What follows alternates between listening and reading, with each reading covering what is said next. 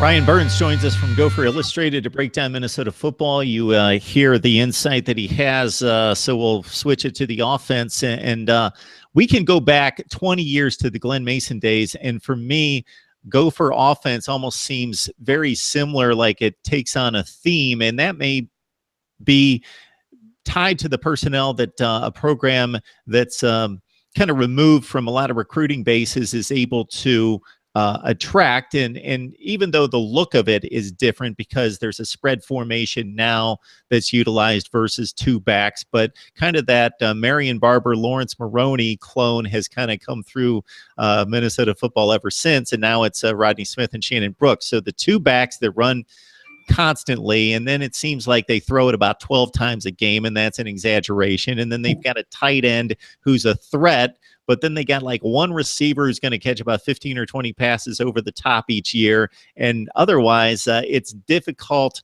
to get the defense extended and hit for big chunks of yardage. And now with Mitch Leidner out of the mix, what can we expect on offense?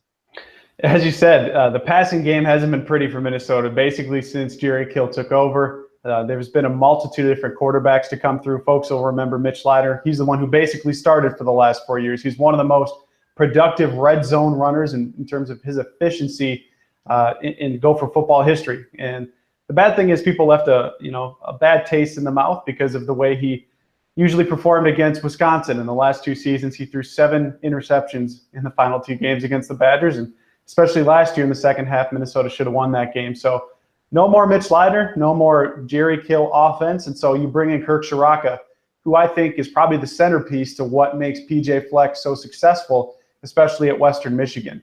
So what your more national fans in terms of Minnesota are accustomed to are 2 tight end sets. With Minnesota, they're going to run power, they're going to run downhill. Well, with Kirk Ciarrocca's offense, they're going to go a lot more 3 wide receiver sets. That's probably going to be the base offense for Minnesota. And so they're going to need guys who are going to be able to catch the ball. So you have 2 of the most talented running backs, at least in the Big Ten West, if not the Big Ten, in Rodney Smith and Shannon Brooks. What Minnesota ran into last season was Rodney Smith had nowhere to run. He still accounted for over 1,000 rushing yards, 15 rushing touchdowns, but places such as Pro Football Focus ranked him as the top running back in the Big Ten returning that had, I believe, 70% of his rushing yards were after contact.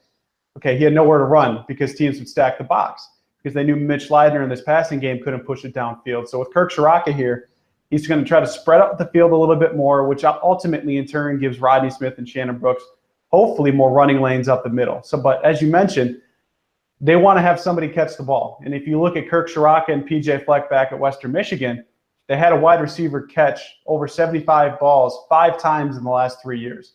Sure, it helps to have Corey Davis, first-round draft pick, top 5 overall draft pick of the Tennessee Titans. They also had a receiver drafted by the Bears by the name of Daniel Braverman.